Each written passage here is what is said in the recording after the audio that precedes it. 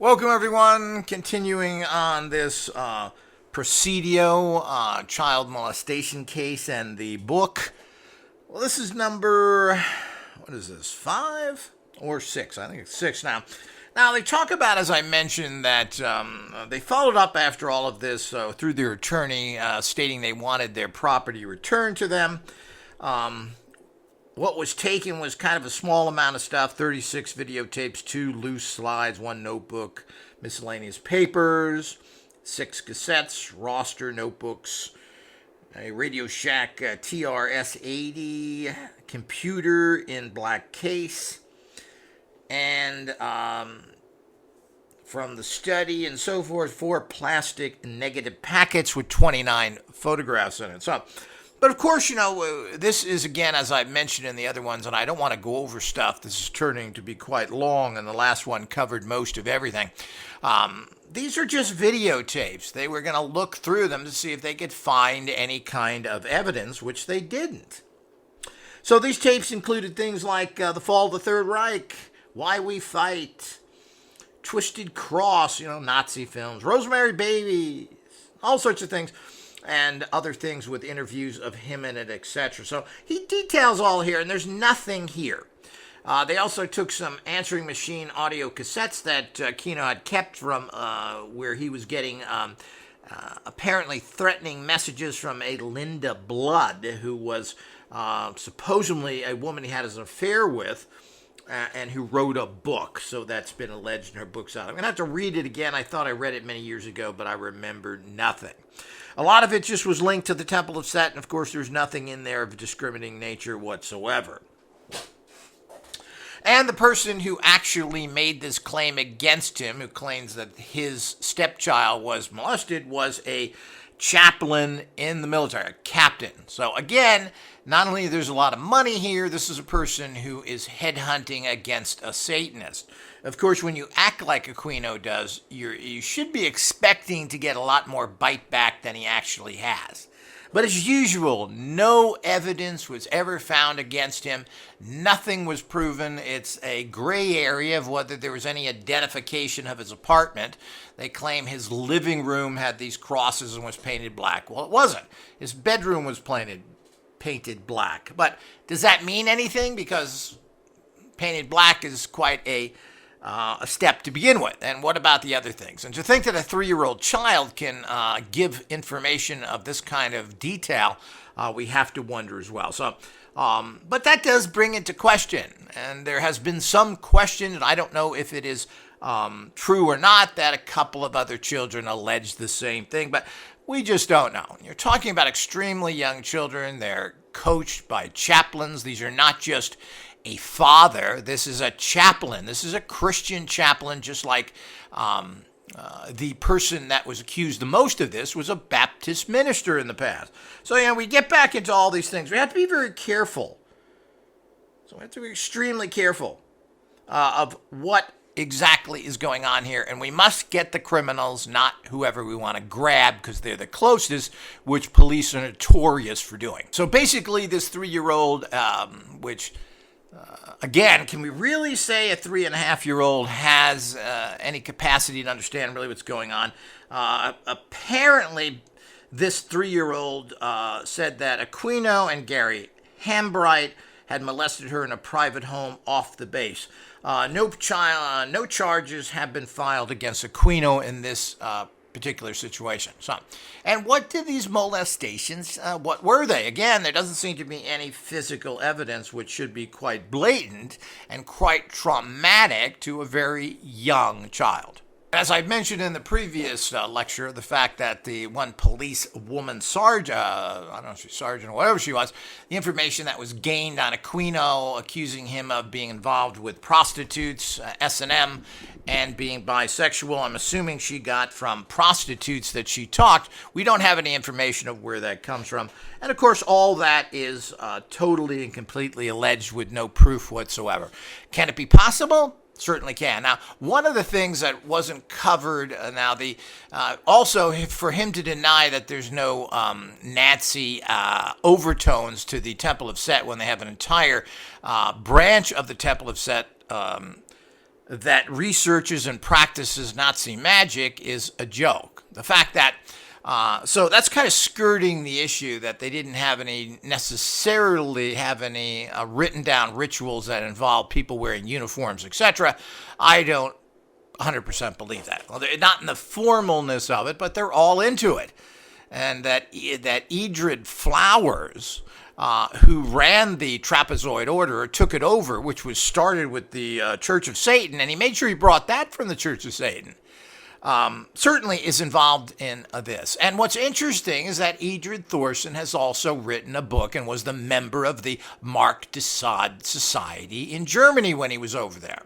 He's also written a goofball kindergartner book, I mean, that's the level of intelligence that, about using SMM sexually for magical practices. So that's not that much out of the ballpark. If she was able to use her prostitute informants who want to be on her good side and identified someone and gave information in that aspect, well, could that be something so far out of the ballpark? We do know that the Order of the Trapezoid is involved in S&M magic. He has that order. I've read their public book on their S&M magic, which, as I said, is everything you get from the Temple of Set and from all of these people are usually either copied from classical literature, as Edred Flowers did with so many of his rune books. They look exactly like German texts that have been out there from the late 30s, etc., as far as I'm concerned.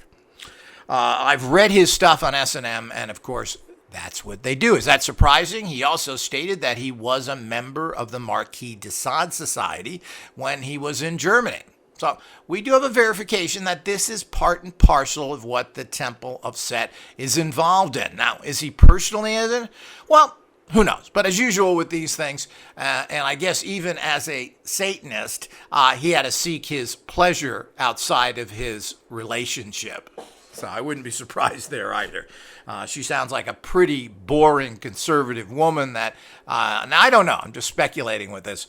She's had 2 children from somebody else, and that's that. So we just don't really know what's going on there or anything that we have to do with that. And these are alleged again, and we don't know where that. We must assume that his information on his sexual practices were gained from prostitutes that she interviewed that knew her, that wanted also. You know, there's always a double-edged sword here. The reality is that these people want to be in good graces with people that have power over them, so they feed them information they want to hear.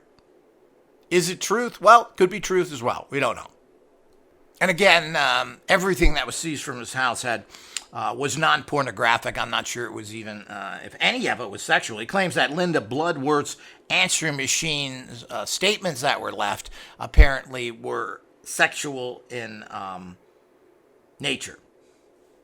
So something strange was put on those, and we'll have to find out more about that. And I think it's very interesting because she's supposed to be writing a tell-all book on him, and that's the only person that does that. Contacting the head of the Temple of Set now, his friends, well, you really can't expect them to say anything of a negative nature. It is an organization like that. He seems to be well respected by most people, and talking to past heads, unless of the Temple of Set or even present, you can't really expect them to go after the person who was the founder of that church and disgrace the Temple of Set, because if they say he was a terrible guy, it means that his organization sucks as well.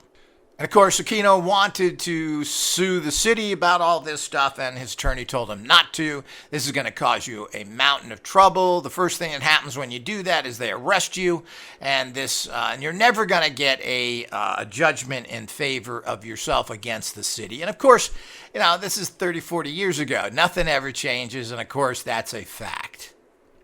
Aquino claims that one of the officers that was originally adamant, Panfiloff, against him, said that that was part of the San Francisco Police Department, had originally stated that this was an FBI CID wanted the search warrant, and that he, as the local people, did not. But they came to him, the feds went to the local guy to get this. And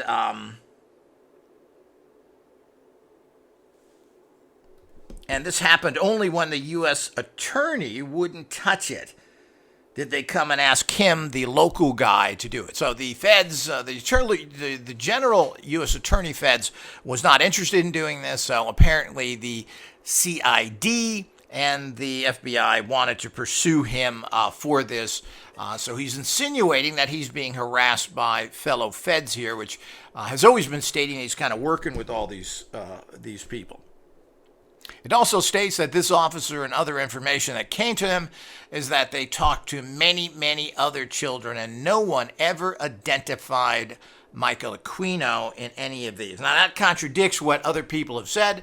Who knows who's right here? The problem is that there's only one conclusion that we can reach here, but in general, no charges were ever brought against him that were sustained in court, or he was convicted of anything. So we have to go by, well, what does all that mean? Does that mean that the court systems and the police are all messed up? Well, then we better be working on that and not trying to headhunt or witch hunt Aquino into something that may or may not be true. We've got bigger fish to fry if we're going to have justice across the board.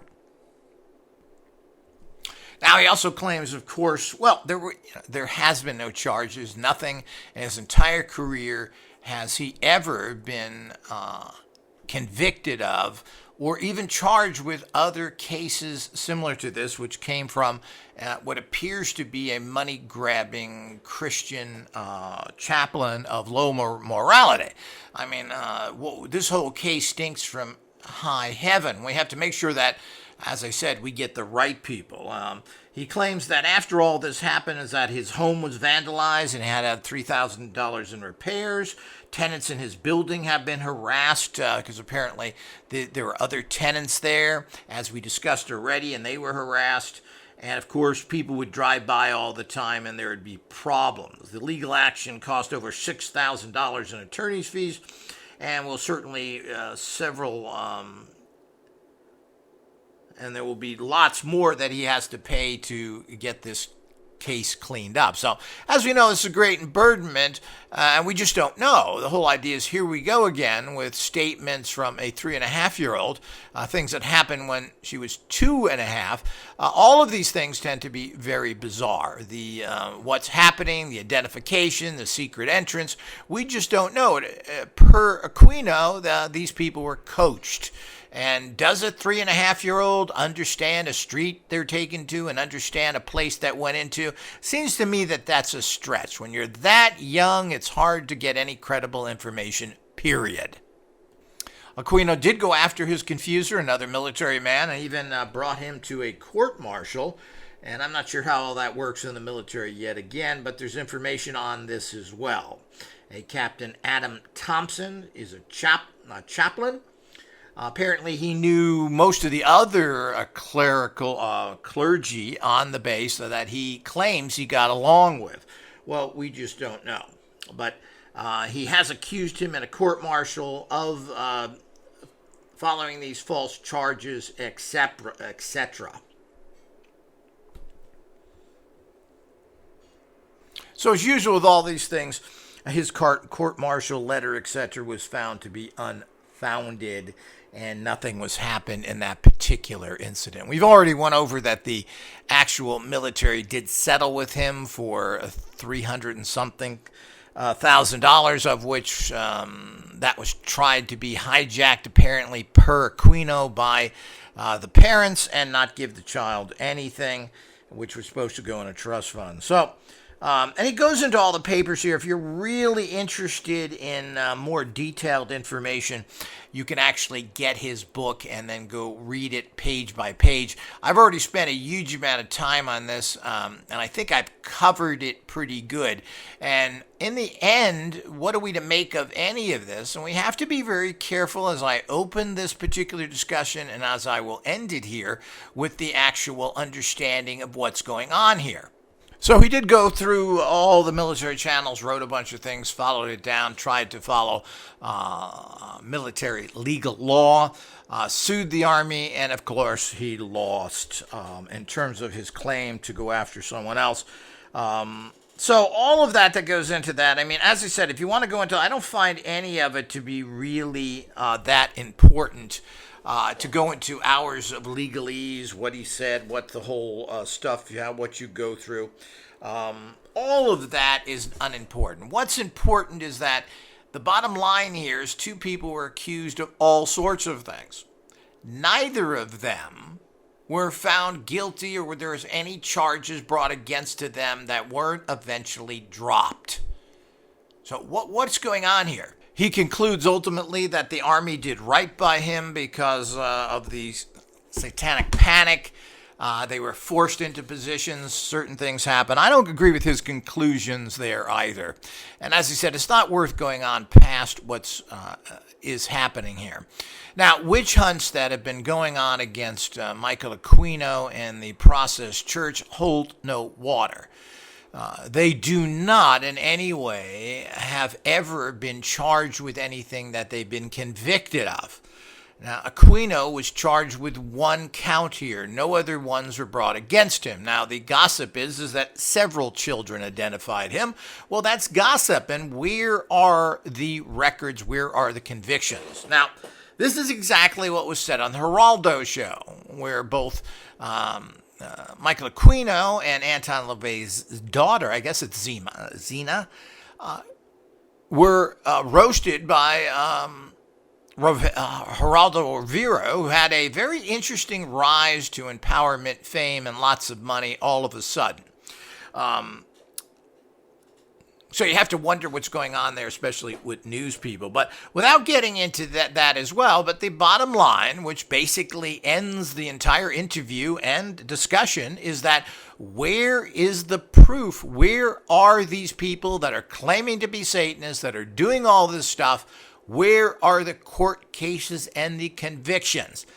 And the bottom line is there virtually is none. And certainly when people are brought to court, like the McMartin's preschool, which seems to have a ton of evidence proving things, and many children have come forward and stated it. These are people that to this day state they were, but there doesn't seem to be any physical evidence there. If they were sexually molested, they should have lots of physical evidence and be in a high state of trauma. That doesn't seem to be the case, but I haven't looked at that carefully.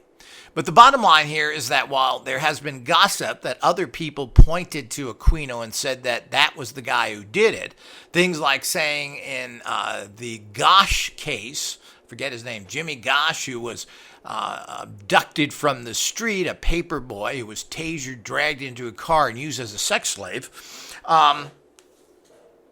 claim that there was a guy named the Colonel. Now, that's a very vague term to begin with, and identified Michael Aquino as one of the perpetrators. This apparently has been linked in this kind of gossip talk to several other what apparently are international pedophile sex rings, which seem to have been verified through many different cases. So it doesn't seem to be a question, it seems to be a fact.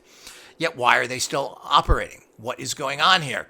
Why are there honest cops saying that they could go into clubs in New York City in the 80s and there would be hundreds of children there being abused? Why is that happening? Why are there no official records against anybody? Why were the information on the McMartin preschool not followed up to get a conviction?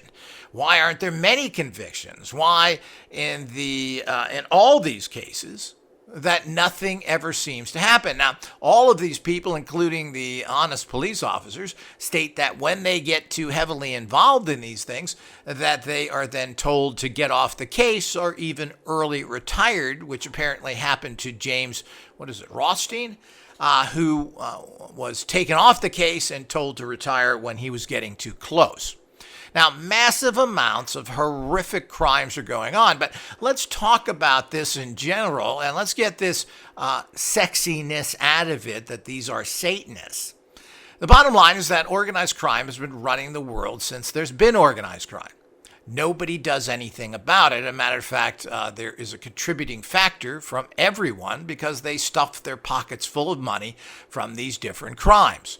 This is nothing new. And also people want to ignore other groups that are murdering people all the time. Now, from what I understand in Los Angeles, every year at least 1,000 to 2,000 people in blacks are found that has been contributed to violence between the Crips and the Bloods.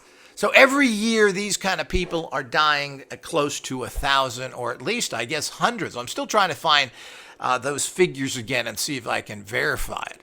So there are all sorts of murders going on all the time, and nothing is done about it. The famous Al Capone case, nobody would testify against him. That includes no police officer, no judge. They eventually got him on tax evasion, and he lived like a king in prison, with a cell that had windows and fancy furniture, pretty much everything he wanted, including luxurious meals. What is going on here? Now, the point is that this kind of organized crime has been going on for years and years, and nobody does anything about it. Now that it has a sexy title, meaning, oh, Satanists are involved, or the horrific understanding that there seems to be massive amounts of pedophiles going out there and abusing children that are kidnapped and missing, etc., which apparently seems to be, as per Jim Rothstein, very common. And these are people that nobody cares about. They're orphans. They're people from that are abandoned by their parents. They're people that are runaways. And who's going to help you? So these people become victimized by the thousands. And of course, I would not be surprised. We have 20 million people living on the streets in America, period. To think that the younger and the more whatever aren't victimized, I think, is naive above all other levels. So the whole idea is we have to look at the bigger picture here, and we have to stop going after individuals that seem to have never done much of anything except have gossip. It's gossip.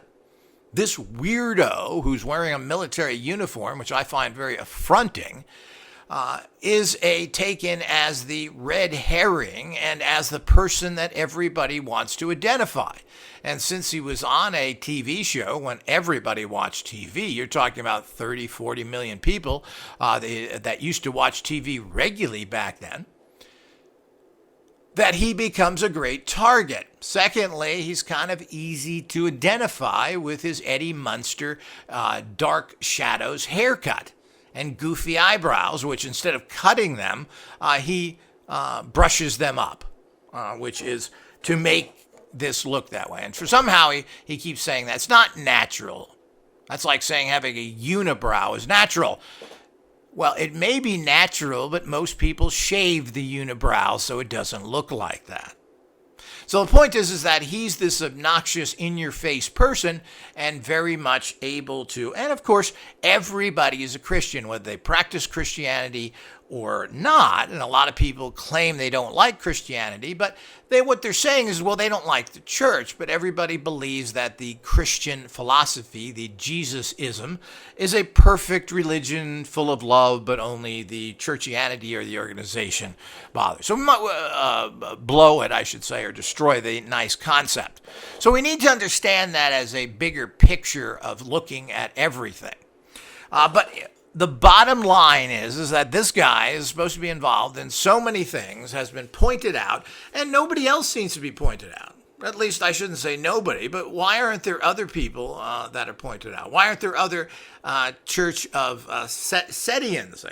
What happened to the other officers? So the whole idea is that, he's an easy scapegoat. He's an easy guy to point your finger at, and because he looks so weird, a lot of people will say, yeah, it was that guy with the weird haircut. Yeah, well, that's just another statement that cannot be backed up. Just the other that can't be backed up is his personal sexual preferences. But the whole idea is, where does this information come from? And I always like to ask people, well, where does this come from? Where did you get that information? Especially when it tends to be contrary to what is thought. This happened recently with a researcher and psychologist, Grandy, which made an entire 25 minutes on David Berkowitz, the Son of Sam murderer, and talked about a lot. a lot of personal things that Berkowitz went through, including several head injuries. And it's interesting is that most of these people doing these kind of murders all have a history of head injuries, which I find interesting and something I've been researching for years. It can make you, there are certain people, and of course a lot of psychics claim they're psychic after head injuries. We also find out that a lot of psycho killers kill after head injuries. So very interesting. And he talked about how he was forced in school to go through therapy, how he was basically a bully because now all of this was never stated. People that knew Berkowitz came out and stated that he was the model guy and that this guy was with him every day after school and never caught him doing anything, even though he was accused and has written down 1,500 fires that Berkowitz started. So the whole idea is that these things were never mentioned. He was a perfect guy, never could understand it, etc. Well, that just shows how bad you are of an investigator. So we run into the same thing here with this guy. There's a lot of, since his television appearances, there's a lot of Aquino did it. And there's nobody that has proven. Now, we have a serious problem here. So we either have horrible, corrupt, and this is what we should be dealing with if it is, because are we to blame Aquino if he's covered up by law enforcement, judges, working with the CIA and NSA and all the other things they claim he's done? Well, it seems to me we got a problem with people that are much bigger fish to fry than this little lieutenant colonel. You know, there are serious problems here that we have to face if this is true. The same holds true for another goofy organization that people really have a dislike for, but apparently we're able to make tens of millions. And that's the Process Church, which has been named by Maury Terry and his group of uninformed, ignorant, buffoonish researchers who now have taken what he has stated, that everything boils down to the Process Church, yet there's not a single case against them. And if there is a person who claimed to have been with the Process Church as some quasi-member, well, they had very few real members because you had to vow of celibacy, you had to give up all your possessions. This was a real cult of the stupidity and which seems to get a fanatical group of people to follow them while the leaders live in the lap of luxury. They seem to be doing the same thing today because the Process Church turned into this animal sanctuary, which is very top-heavy with a lot of people making a lot of money. They figure out how to do that, but the workers are not taken care of very well. So this is what is stated. But what's interesting is that all these animal sanctuaries have similar bad ratings as charities. So it's not them. It's not just a few of them, it's all of them, including PETA, the World Wildlife Fund, which has been linked to terrorist activities and criminal events, has all been alleged against them, and it's been alleged that actually some sort of Nazi started that. Oh, isn't that nice? So when we get involved in all these things, we have to be very careful, but extremely careful. So even if Aquino has been involved in these things, somebody has been covering from him. Someone has made sure that all the information against him and everything else. And what's interesting is all the documents for the Presidio has claimed that a fire burnt all the records. So we don't know if that's true either. Well, who started that fire? Well, a lot of people could have started that fire, and apparently military bases are ripe for all sorts of criminal activity, beyond the fact that they can't win a war. But the point is that all of this is part and parcel of what's going on that we have to be very aware of. First of all, we can't be witch hunting people when we can't find anything. Like the same thing with the Process Church, which I'm a little tired of certain investigators, particularly boobs like Maury Terry that doesn't know the difference between one symbol and another, and his follow-up investigators who mislabel symbols as pentagrams when they're actually Jewish stars. I mean, what kind of an incompetent investigator can you be when you make such a gross error that makes you look like a fool? Now, they all do this. So the point is that what is going on here? If the Process Church is so bad, and I've heard one misstatement about them after another, which I know to be 100% wrong, and these were stated by these so-called honest cops, including James Rothman, who stated the fact that Michael what was his name? De Grimston. De Grimston was working at that particular animal sanctuary in Utah when the people running that, when he was divorced from the leader of that group 10 and 15 years earlier. He never was at that sanctuary. There's no proof he was ever there. He remarried another woman and was living in Staten Island, right under this cop's nose, and was there until apparently recently, where he's now moved to Sarasota, where he's 86. But to say that De Grimston was at the animal sanctuary is plain lies. It is just misinformation that they are misstating, and it goes on and on with these things. What are we supposed to make of that? Well, if they are so bad, if they are into all these things, well, where's the beef? Let's have some charges come against these people that stick. Let's get some evidence that sticks. Not hearsay, not 3.5-year-old children saying that this person did that, identification of things, period. The bottom line is that nothing has been proven against that. And even the other actual employee who everybody said was up to, the Hambright, the ex-minister, the Baptist minister who was an epileptic and apparently had AIDS, who apparently was gay, so it is alleged, is the fact that nothing came of that. Every charge against him, where he supposedly had 60 claims against him for child molestation, not one of them was upheld. Every single charge against him was dropped. First dropped down to 1, and then eventually all dropped down. We have one charge made by one questionable Christian chaplain against Michael Aquino, and that's it, with some very strange so-called evidence. Some, if it's true, is kind of compelling, being identified, going to a particular place. But that sounds very compelling. But is it real? And what do? You take children to a street and say, is this where you entered?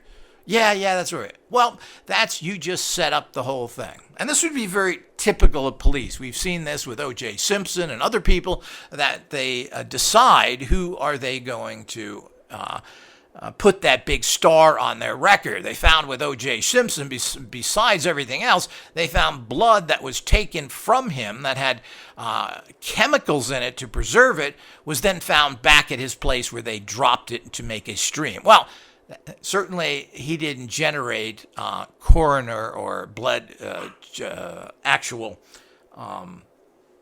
chemicals in his blood that are used for preservatives, etc.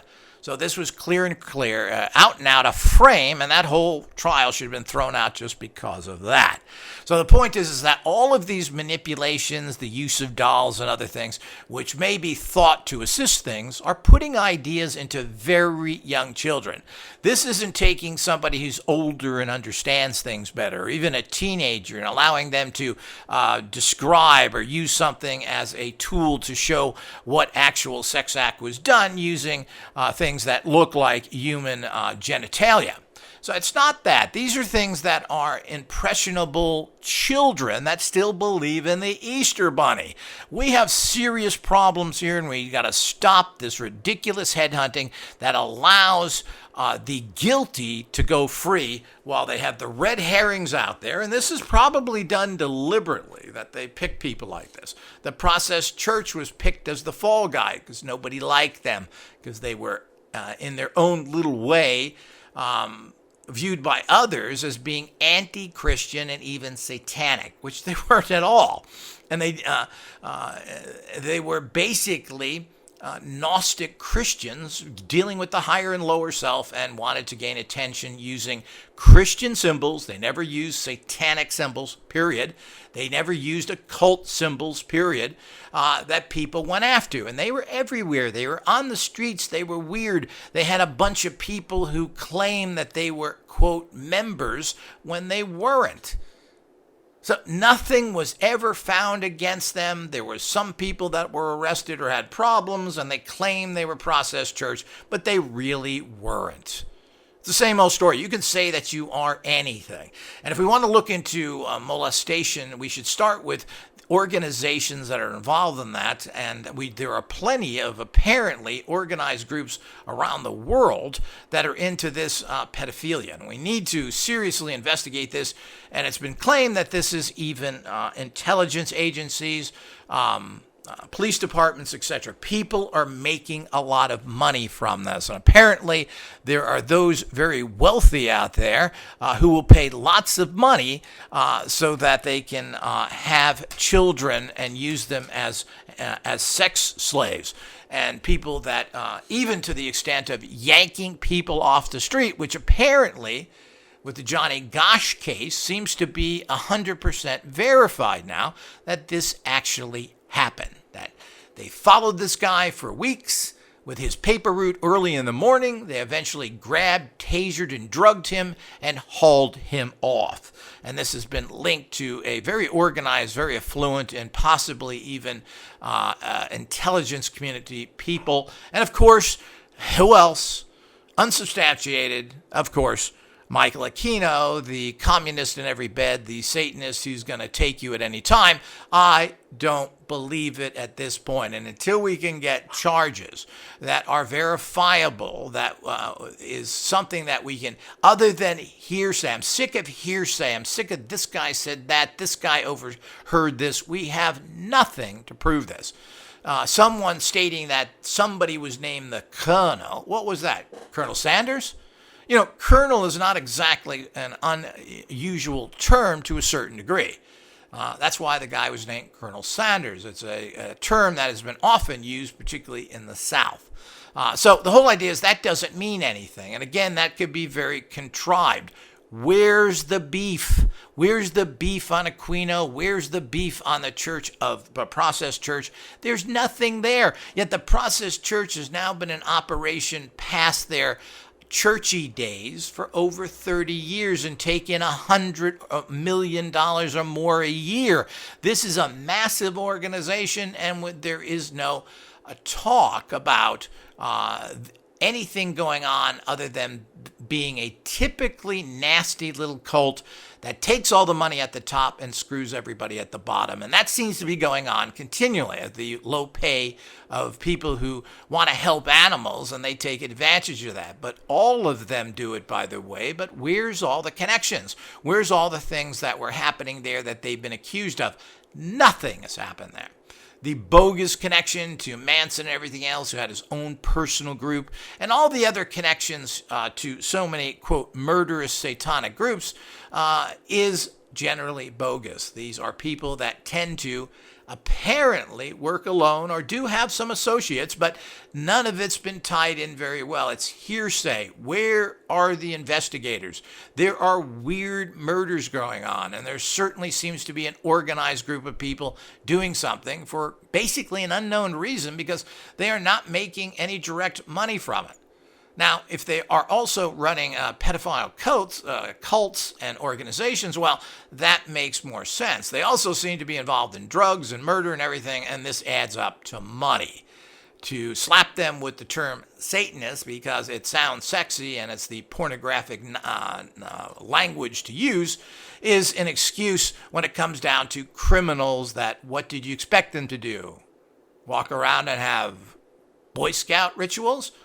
Did you expect them to, in all that aspect, that, well, we're going to go and read Disney books, make sure nobody drinks alcohol, and make sure that all the films and everything we talk about are clean? Is that what you expect murderous, drug-pushing pedophile cults to talk about? So, I mean, it's to a large extent, this whole thing is a ruse. Now, if it is important or not, of course, organized crime, I know personally, are Satanists. These street gangs and everybody else out there is involved in this to a high level, and it has to be looked into. But you're looking at it backwards. These are criminals, and we have to find out what they're doing in this and being supported from, and it's all corruption yet again. So it's about time we all get out there. This book here, from his viewpoint, which I assume is relatively accurate. I know when this guy apparently seems to be filling things in, and he's doing that, and he's making excuses which I feel are very unjustifiable, like stating that, it's really, Temple have said it's really not an organization that has any Nazi ties, when they have an entire division that studies and looks into that, who he himself, the head of the organization, has some perverse fetish with that, and has stated what he's done. So, to twist things like that shows the lack of truth that is coming out of his mouth as well. So all of this still gets down to one thing. Was he ever convicted of any crime whatsoever, including his assistant who was working at there, Hambright? Was he ever linked to anything in a serious manner? No. Was the Process Church linked to anything in a serious manner? No. It's all gossip. This is that. Charlie Manson lived on the same street and the same that the Process Church was, and then they say that he was a member of it. Well, everybody lived close in San Francisco at that time. It's a very small city to begin with, and there are certain neighborhoods that have certain prices where certain organizations and people like Charles Manson are going to stay. They're going to stay on a certain road in a certain area. That makes sense. The fact that someone, just because they live or even next door to you, doesn't mean that you are involved with them. And there is just no linking to that whatsoever. This, again, was done as a money situation by Maurice Terry, who wrote a good book covering the actual Son of Sam murders, but then wanted to make it into something more interesting, and also something that he could profit from and sell to the tabloids, which he did. That's how he made his money, selling information to the tabloids, when ultimately, when it came down to it, he found nothing. He was supposed to put out another book, which he was supposedly writing, when this was discovered, and the information again was given to people that don't give a damn about it and relatives who don't care. Nothing has surfaced, and it's getting a little bit old, Maury Telly's relatives and all you people that want to carry on the lies that are basically been perpetrated through these supposed things that went on. So all of this is just nonsense. And it's hard to believe that he believed any of this stuff. This is how he made his money. He wrote one book and was supposed to come out with a tell-all and had nothing to tell all about. All he had, as far as I allege, is a bunch of questionable information, a bunch of accusations that he could never, ever prove, and that's what he died trying to do. But he never came out with anything. Nothing has been released to date now. People claim they heard things here and there, that they were friends of his, and got nothing. And he has produced nothing. And if there is something shocking in that actual new book, it's not being released by family members because they are fearful as well.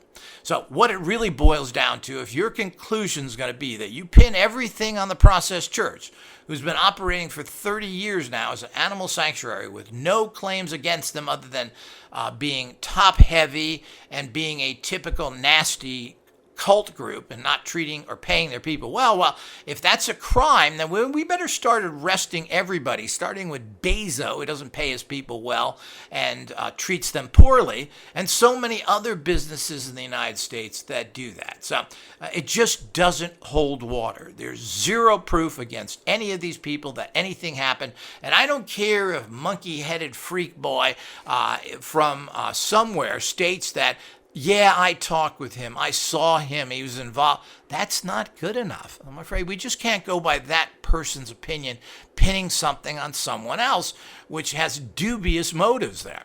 We just can't do that. We need proof, and we have to put this together properly. We need to find evidence that verifies these statements, not the fact that, yeah, I saw it, I can verify it.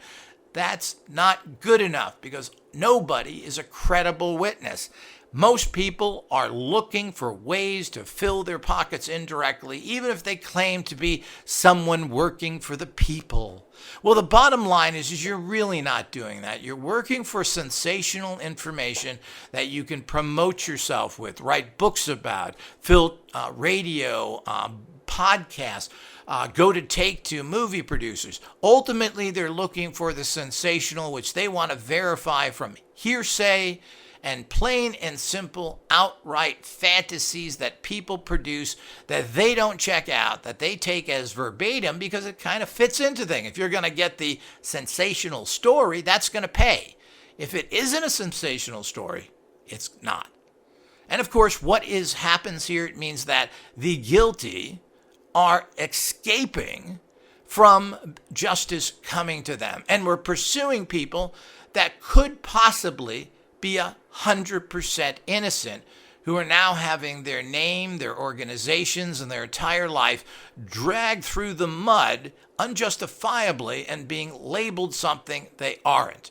We have to be careful about that, even if we don't like them. Even if we don't like their philosophy, even if we don't like the fact that they're using terms that most of the society in the world don't like. We can't label people like that, and we have to make sure that we are not on some sort of witch hunt. You know, it's Satanism today, it's color of skin tomorrow, it's females, it's people of certain sexual orientations. The bottom line is it never ends this, and we must make sure that we have proper proof of anybody before we accuse them of anything. And we do have a problem with Satanism. It's everywhere because people have allowed it to happen. It's on TV. Bands have been pushing it for 20 years, and nobody thinks anything of it. And it has infiltrated every aspect of our society, and it's very, very sad. Now, what they're involved in, what they're doing, well, let's find out. And let's find out who is doing this kind of perpetrator, who's involved in this horrific abuse of children. We must find out, and we must get those people, not have a witch hunt for someone who's just an odd character that most likely has no activity in that whatsoever. And that includes Michael Aquino and the so-called Process Church, which hasn't been in operation under that name for almost 30 years. Until next time.